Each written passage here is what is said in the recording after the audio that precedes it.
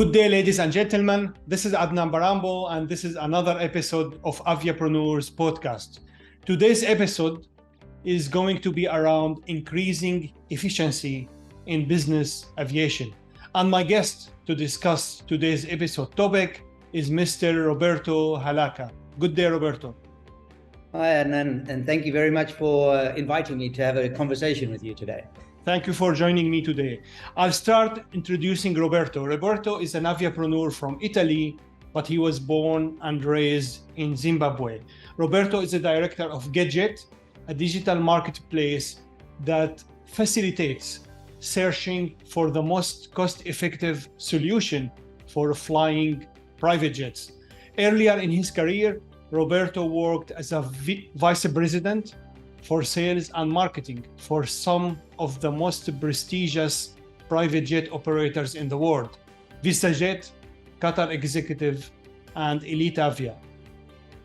So Roberto, thank you very much. You're one of the best people in the business aviation industry to discuss how to increase the efficiency flying privately. And GetJet is all about that. So can you explain to us what does GetJet do exactly and how it actually helps business aviation being more efficient? Sure. Well, first of all, I'll start back with just going back to my time at VistaJet and Qatar Executive and Elite Avia, because this is where the inefficiencies arose. Now, to give the people a general idea, I started off at VistaJet when it first started. They didn't have the initial silver aircraft with the red stripe just yet. And I had come in from a banking perspective. I was working in the travel agency in London, which was the UBS Warburg Dillon Reed, and I was doing global travel management for them. And I was dealing a lot with the contracts and deals with airports and with hotels and reporting to the different departments within the bank with regards to travelers. Then, when I got into the business aviation world, I got to see at VistaJet, for example, the first 2 weeks, we were doing quotes, not using any technology other than an Excel spreadsheet, converting it to a PDF, and that was it. And after doing this for 2 weeks, I was like, there has to be an easier way. We have to create a database. So I ended up going over to the IT guys, and then VistaJet at those days was a small little office. There must have been about 20 of us. And the IT guy turned around to me and he said to me, "What do you understand about a database?" And I said to him, "Either you build one for me, otherwise I'm going to build one myself." So he looked at me and he said, "Oh, pretty cocky guy," which probably I was. And within a week, he produced the first quoting tool for the sales team. And that in turn led to me saying, okay, if we've got this database, now I can start generating reports. And from the reports, once we started adding the aircraft, they just grew and grew and grew. And we could then start developing our own artificial intelligence for VistaJet. And this is exactly what we started doing. And we started seeing how and where and why and developing it. But the initial point was we wanted to make the process of doing sales and quoting more effective and efficiently, and giving the sales time and the sales team more time to get on the phone and follow up on actually convert quotes to sales. So, and also develop relationships, which business aviation is totally about business relationships and very open relationships. So we did that. I then had my time at VistaJet and moved on to Qatar Executive. I left VistaJet. A lot of people wonder, why was I so stupid to leave VistaJet when VistaJet had such great growth? Well, like any professional sports person, you leave at your peak, or what you think is your peak, before you start underperforming. So I thought I had brought to VistaJet all I could bring, and I just didn't want to sit there and retire myself and say, okay, I'm happy where I am and do a mundane task. So when Qatar Executive approached me, I thought, smaller fleet, something I can manage, and they also wanted to grow. So I thought another new opportunity. And also I love cultures. So I thought, you know what, I've never lived in the Middle East. Let's go and have a look. So I went down and I thought, excellent, we have an abundance of cash to spend and invest in. But at the same time, we had different cultures to contend with, which I found very challenging in the end.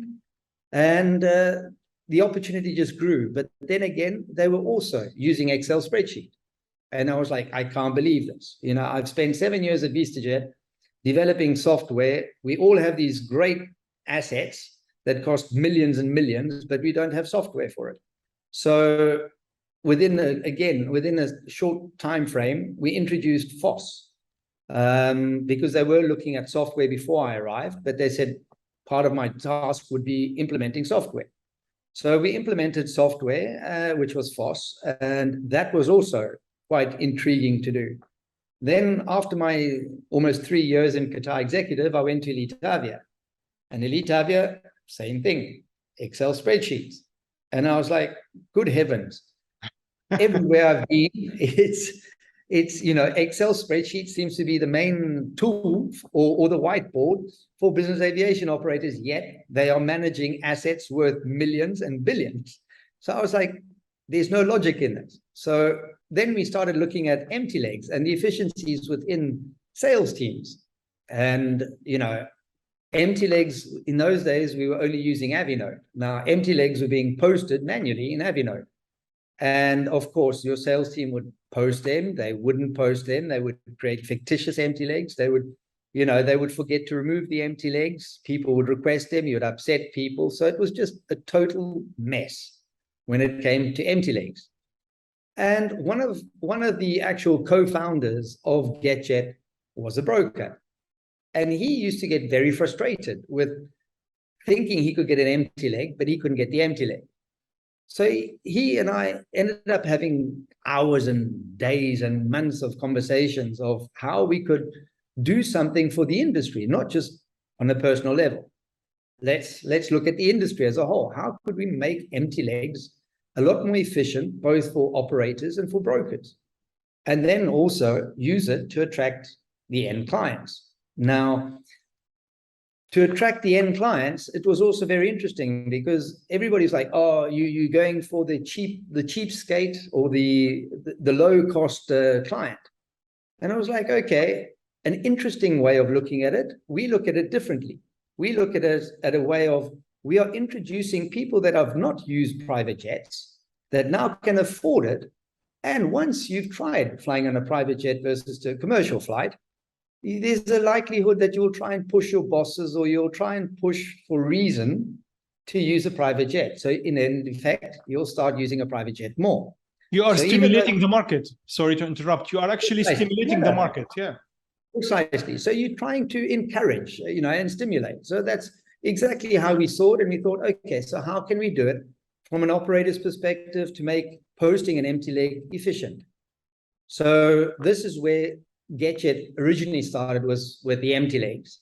Then we saw multiple other opportunities. For example, our great next big project is the jet sharing. We also had a project that was called merging. Now, what was happening is basically airlines were flying aircraft in one direction and another operator was flying an aircraft empty in that direction and flying back with another passenger. So we started looking at the idea of merging. And this evolved especially in the Russian market. Merging, well, they were doing it via WhatsApp, posting on WhatsApp, I have an empty leg, or I'm buying a return flight, I will sell you the empty leg. And that was officially merging. And we saw, okay, we could actually do this using technology. So we started using it with technology, and we saw the opportunity. For example, you have a brokerage company that's sitting in London and they have an office in Miami or in New York. And those two offices, they don't actually know, the sales team don't know what the other one is selling. So they could actually maximize one aircraft and do 2 flights on it rather than book 2 separate aircraft individually. But unfortunately, that didn't pick up or take off because it was too complicated. Clients were not committing. So it became a bit of a mess, and it was something as well that was not particularly profitable, but it proved to us that technology could assist us. So we said, okay, so how can technology assist us now with the jet sharing? So we have now developed jet sharing, and we have not launched in Europe as such to the European market or in the Middle East just yet to that market. We've been testing in the Russian market.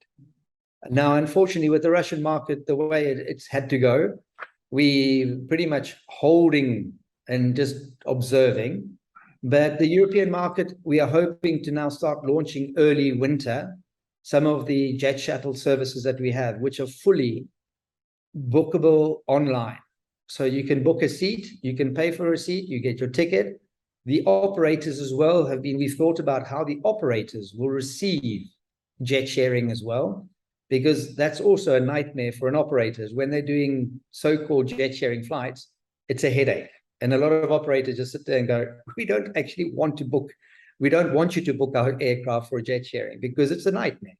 And it's because of logistics. So we have developed a technology that we can send, our ops team can send the operator a PAX manifest with the seating allocation, and they can show that to the client because it's also on the ticketing to show them where they will be seated on the aircraft. So, you know, this has been something that's been evolving over time. And we're quite excited because, of course, in Europe, there's a lot of regulations that one has to go through. So we've been going through it with our lawyers and making sure that before we launch in Europe, we have everything ticked off, and that legally, when we sell seats on a private jet, we are legal to do so. And it's not just a broker booking a private jet, putting seats and saying, off you go, and pray that no authorities come running after you. No, yeah, actually, it's a very valid point, because the difference between commercial and charter is when you are flying on charter basis, you cannot sell seats. So how are you going to comply with the regulation? Because you're going to face the same thing here in the Middle East. Yes. Well, the thing that is the main point is, and from a legal perspective, we can, if you're a charter broker, you can't sell seats. But if you're a travel agent, you can sell seats. So this is where we have taken that step forward. We've developed a travel agency. And from that travel agency perspective, we will start getting the accreditation from the various ATOL and from IATA. We've just received our travel agency certificate from the transport from the Maltese authorities. So this is the way we've looked at it and the way we're doing it. But then also the paperwork has to go in line with it. So that's why we're probably going to launch in mid-autumn, beginning of winter in Europe.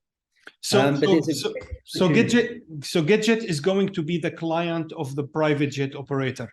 I mean, the private jet operator will deal with GetJet, and you are going to deal with the individual flyers and passengers.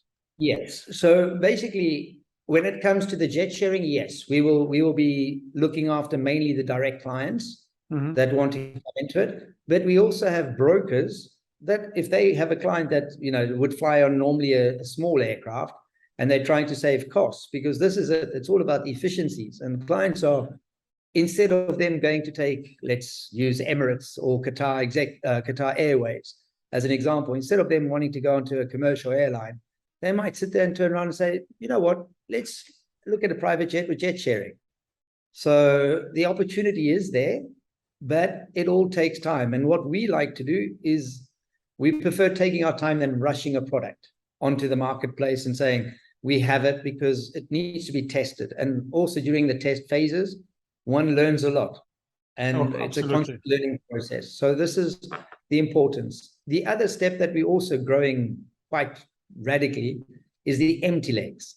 Now, the empty legs, again, technology has been very, very slow, and business aviation, and it still exists today, the small operators with 2-3 aircraft, they do not have technology. And thank heavens we have companies like Leon, Foss, Flex, Skylegs that have been investing a lot of time, money, and effort in bringing scheduling systems to those that before couldn't develop themselves or couldn't evolve scheduling systems and booking tools for the private jet industry. So these guys, I praise them and I thank them for evolving IT within in our sector, because an individual operator with a small operator can't afford these costs. IT is a very expensive exercise, and companies like VistaJet they've pumped millions into their software.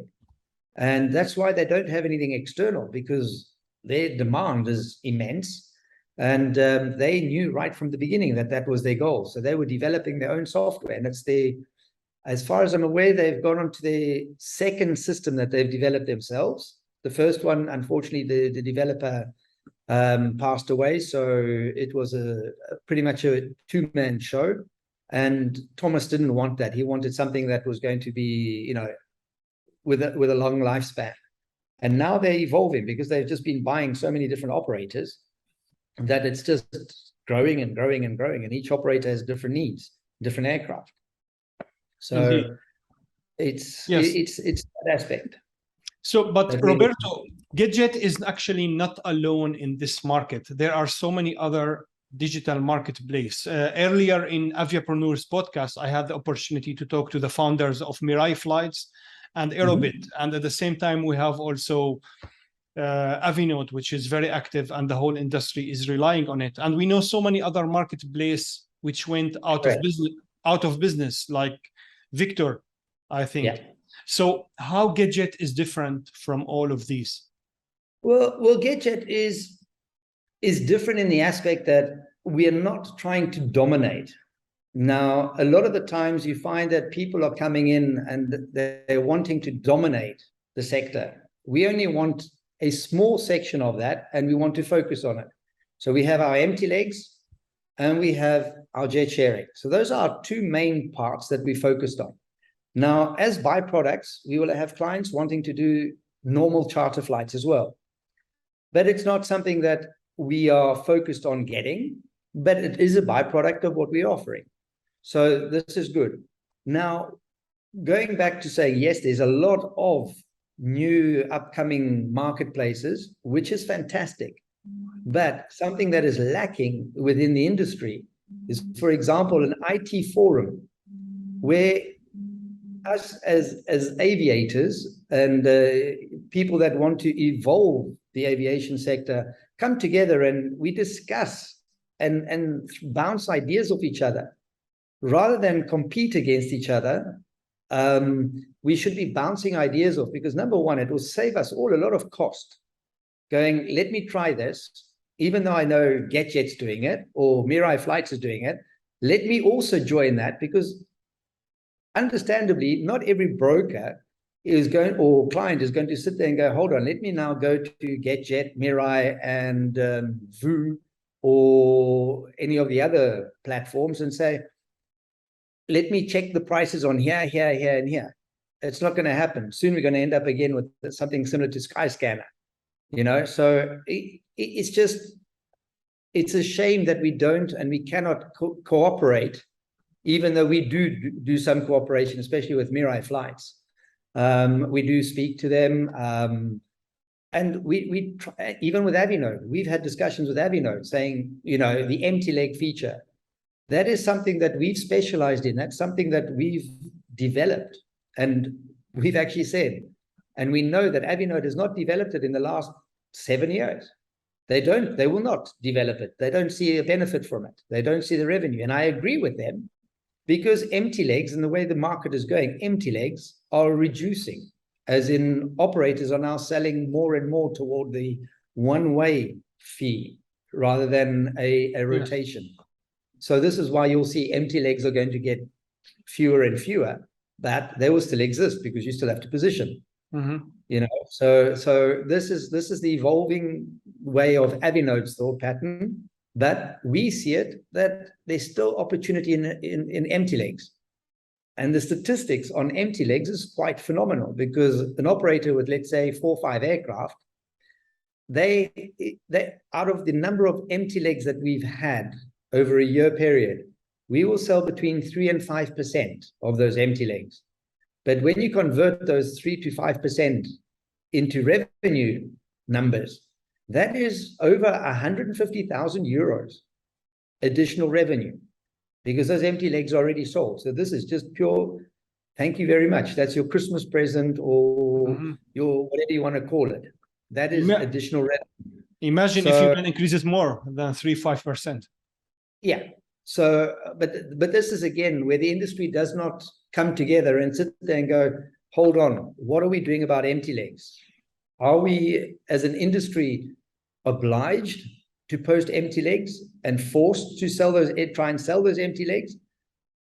My opinion is possibly that's the only way we're going to get everybody trying to sell the empty legs, is that they get fined or they get told, you know, we have to come together, because we're facing so much backlash with regards to CO2 emissions that this is a little bit of an angel coming to us saying, hey, guys, what are you doing about your empty legs? Are you doing anything about empty legs? No. Okay, hold on. Black mark against you. You should be doing something about it, because that is a potential revenue, not only for you, but it's also we making use of an empty leg. And then the media can't really get too over crazy about how many jets are flying around empty, because they're now being occupied.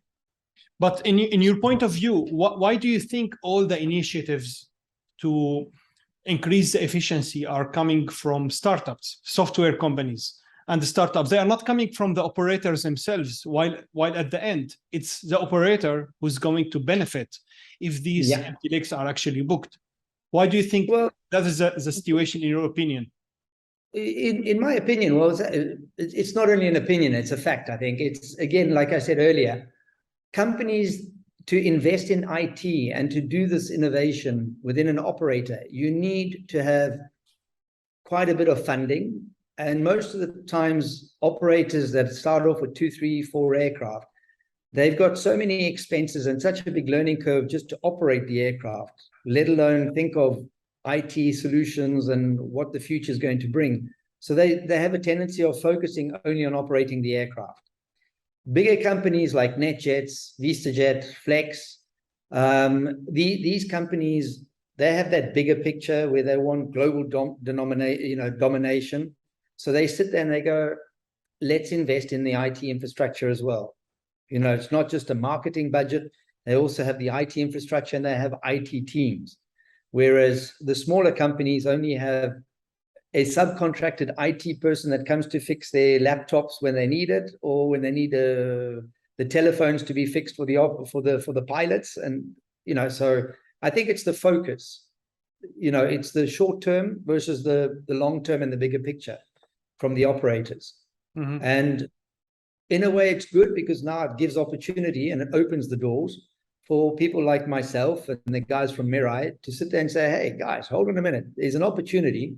I've had experience in the operator side. I've had experience in the broker side.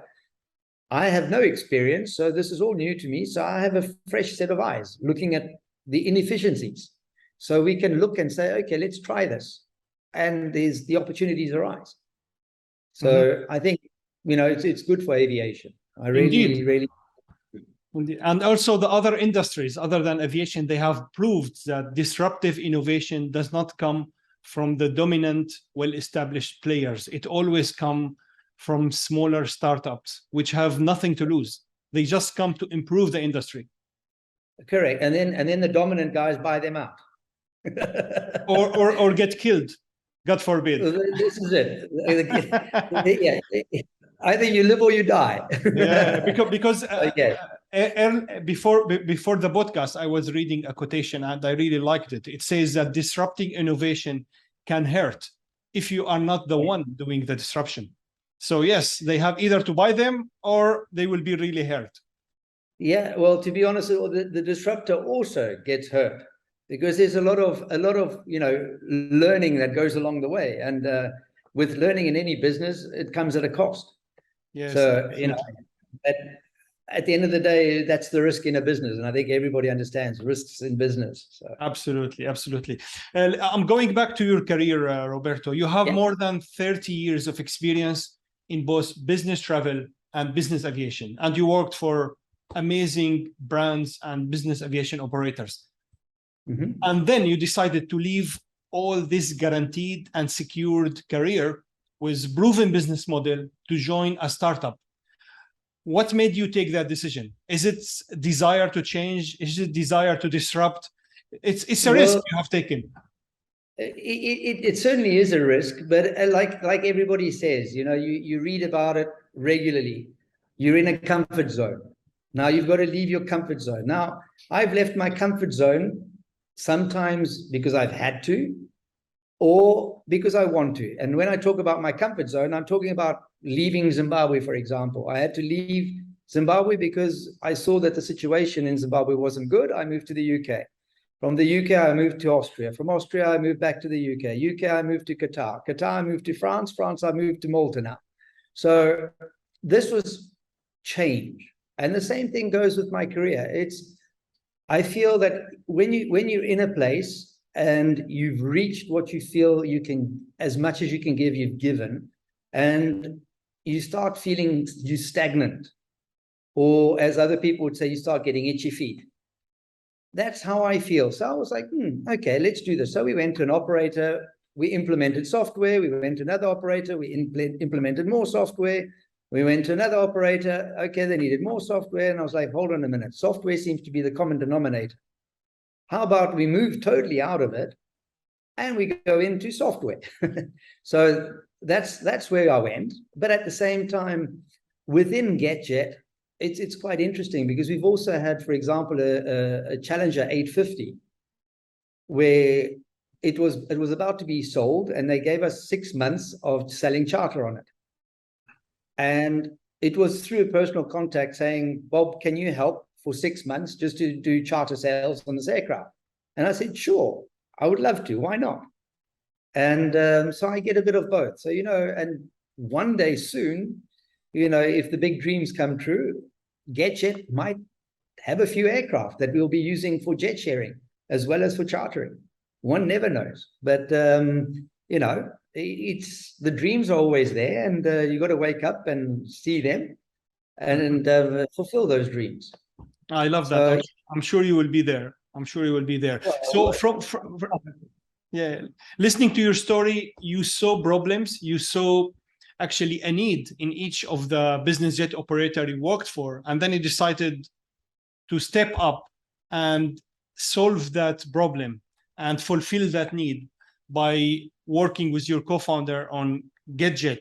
So very few people actually do that. Some people will cope and just let the day-to-day work pass, but you were different. You actually saw the need and saw the opportunity and took advantage of it. So in your views, what do you recommend the business aviation professionals who see a need and want to take advantage of it and start and grow a business? What do you recommend them to do? The first thing I would say to anybody, irrespective of the business, if you see an opportunity, just make sure it's not a selfish opportunity you're looking at. Make sure it's an opportunity where there's a need. Because if you don't, number one, if you don't have the need, that opportunity is going to be short-lived. So it's a delusion. So when you're looking at the opportunities, and in aviation, there's a lot of opportunities. But the question is, and there has to be that demand for it, and there has to be the potential for growing it. Because as you start seeing one opportunity, it's like a flower. You see the flower that's closed, and then it just starts opening once you've watered that flower. So it's an interesting way of looking at things, but you cannot be selfish. You cannot just sit there and look at the monetary gain that you as an individual are going to make from it. Because if you're going into a business with that mindset, I believe you're doomed to fail. I think you have to go into a business concept or an idea with resolving a problem. And at that same time, like everybody else says, these great people, they say, do something that you enjoy doing and the money will follow. And I can say that's happened to me when I started at VistaJet. The money it's following, but I'm also spending it as quickly as it comes in investments. So, but it's not about the money. It's about the enjoyment and the watching something happen and evolve within our industry. And that's something I've always loved. Mm-hmm. So when you talked about when you see an opportunity, don't be selfish. How can you test an opportunity and the need to make sure that it's really helping the greater good for everyone in the industry? Well, the first thing that I think you have to do is you have to sit there and speak speak to the people that you want this opportunity to be useful for. So, for example, when we launched the Empty Legs and GetJet, our very first meeting, believe it or not, was with Avinode. We flew over to Gothenburg and we spoke to Avinode and we said, guys, this is the project that we're going to start doing. This is what we believe we can do. This is how we're going to do it. We laid our cards on the table with Avinode. And the response, and I'm lucky because I have a very good relationship with Avinode from the day I introduced them to the Russian market in 2009. So it's a long-term relationship, and there's a lot of trust within the way we speak and communicate to each other. And the same with speaking to other operators. Even though I only worked at 3 operators, I still had very, very good relationships with people from Global Jet Concept, for example. You had from Air Hamburg. You had the relationships of operators. And this was something that was also very interesting because brokers didn't think operators communicated to one another. And they do. They speak very openly to one another because they have to subcharter on several occasions. Yes. So the industry is very interconnected and very much a lot of trust. So we spoke to a lot of people before we set out to set the whole program in action. And I'm hoping that we will go a long way with our partners as well. So what you did is really unique. Actually, you took your confidential idea and you went to a competitor offering that idea to him. Normally people act vice versa, they hide it from competitors. The thing is no, because again, we believe in cooperation, because we didn't want to go and invest time, money, and effort into a project where we sat there and we basically said, guys, Empty Legs, what are your plans for Empty Legs? Are you going to be, because your system is not particularly, super efficient, and there's a lot of lost opportunity here, even though it exists, there's a lot of, it needs a cleanup. And they basically turned around and said to us, we don't see a point in doing it. We don't want to invest in it. So that's where we go. And we were like, okay, great, because this is what we're doing. And they were like, great, go ahead. So and that's why the very first e-base that GetJet attended, we actually went onto the Avinode stand. We were exhibiting on the Avinode stand because we wanted to make sure that people didn't think we were competing with Avinode. We were actually complementing them. Yes. And just sitting there going, it can happen in aviation. Indeed. You can have conversations, and it's the same with Avia Pages. I've been with Evgeny. We have a very good relationship with him as well, and with Mirai Flights, we discuss a lot of things together, and just so that, again, we can't offer efficiency services if we amongst us are not being efficient. Indeed. So, they are all amazing people. Yes. So of course we don't share all the secrets, but we get a gist of, okay, we focus this, you focus this, and you do that. And this is I think is more cooperation, and let's save ourselves the pain. Yeah, thank you very much, Roberto. I really enjoyed talking to you. I appreciate your time and all the precious experience and information you shared with us. Perfect. Thank you very much for your time as well, and look forward to meeting you down in Dubai one of these days soon. And I'm going to be in Mace also next month. I'll see you there. Oh, you are. So I'll see you in Malta then first. Excellent. Thank you, Roberto. Thank you very much. Thank you for all the aviapreneurs listening to us. It's very interesting discussion on how can we make the aviation industry more efficient and more cooperative. Have a great day. See you soon next week with another guest and another amazing topic we're going to discuss on Aviapreneurs podcast. Have a great day.